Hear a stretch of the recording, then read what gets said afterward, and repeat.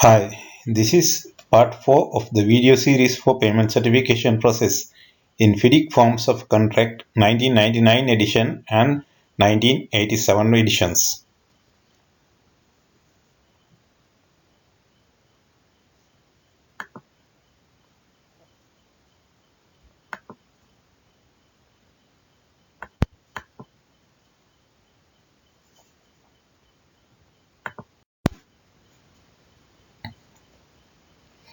Subclause 14.4 Schedule of Payments. If the contract includes a schedule of payments specifying the installments in which the contract price will be paid, then unless otherwise stated in this schedule, A. The installments quoted in this schedule of payments shall be the estimated contract values for the purpose of subparagraph A of subclause 14.3, which is application of interim payment certificates. B. Subclause 14.5 plant and materials intended for the works shall not apply. And C. If these installments are not defined by reference to the actual progress achieved in executing the works, and if actual progress is found to be less than that on which this schedule of payments was based, then the engineer may proceed in accordance with subclause 3.5 determinations to agree or determine revised installments which shall take account of the extent to which progress is less than that on which the installments were previously based. If the contract does not include a schedule of payments, the contractor shall submit non-binding estimates of the payments which he expects to become due during each quarterly period. The first estimate shall be submitted within 42 days after the commencement date. Revised estimates shall be submitted at quarterly intervals until the taking over certificate has been issued for the works. This subclause assists with the calculation of the estimated contract value required under subclause 14.3a. If the contract includes a schedule of payments, then, unless otherwise stated, the installments listed in the schedule of payments will be the estimated contract values. If the contract does not include a schedule of payments, the contractor shall submit non-binding estimates of the payments which he expects to become due during each quarterly period. A schedule of payments is not compulsory, but it allows the parties to plan their cash flow, and that respects in similar to subclause 14.3 of the FIDIC Red Book 4th edition, which is 87 version. The schedule of payments is not a defined term. It might be based on calendar months or on actual progress.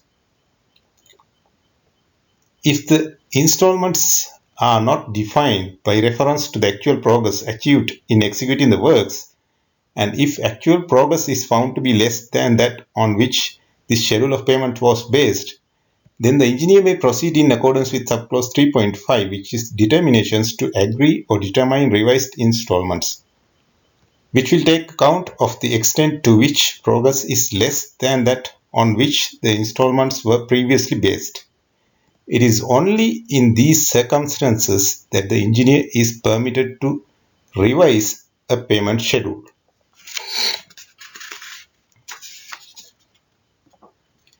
If the contract does not include a schedule of payments, the contractor must submit non-binding estimates of the payments which he expects to become due during each quarterly period, so that the employer may plan his finances accordingly. Unless otherwise stated, this can be assumed to be January to March, April to June, July to September, and October to December. The first estimate must be submitted 42 days after the commencement date. There is no prescribed form for this estimate. So if the employer requires certain details, they should be specified in the particular conditions. Neither party is bound by the contractor's estimates. However, revised estimates are required at quarterly intervals until the taking over certificate has been issued for the works.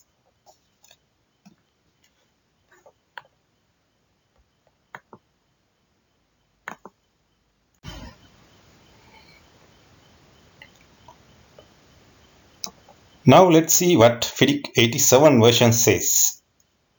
FIDIC 87, which is 4th edition, clause number 14.3, cash flow estimates to be submitted. The contractor shall, within time stated in part 2 of these conditions after the date of letter of acceptance, provide to the engineer for his information a detailed cash flow estimate in quarterly periods of all payments to which the contractor will be entitled under the contract, and the contractor shall subsequently supply revised cash flow estimates at quarterly intervals if required to do so by the engineer. And part 2 of FIDIC 4th edition says cash flow estimate to be submitted. The time within which the detailed cash flow estimate shall be submitted should be mentioned in the part 2. In both examples given in this part 2, it is desirable for consistency with the rest of the conditions that the number of days inserted should be a multiple of 7. That means the minimum period is 1 week.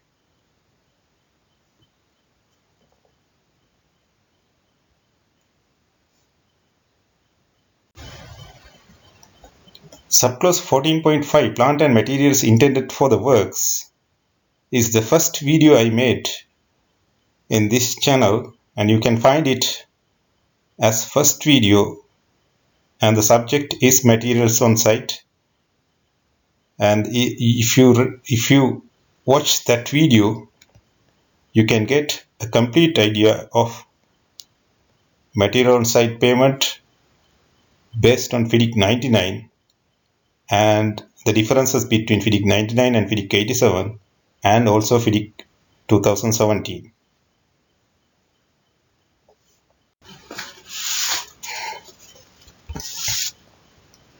This is the end of part 5 of payment certification video series. In this video we discussed subclause 14.4 and 14.5. Actually 14.5 we discussed as the first video of this video series. We will start part 6 with subclause 14.6 in next video. Please subscribe the channel to get notifications on new videos. Thank you.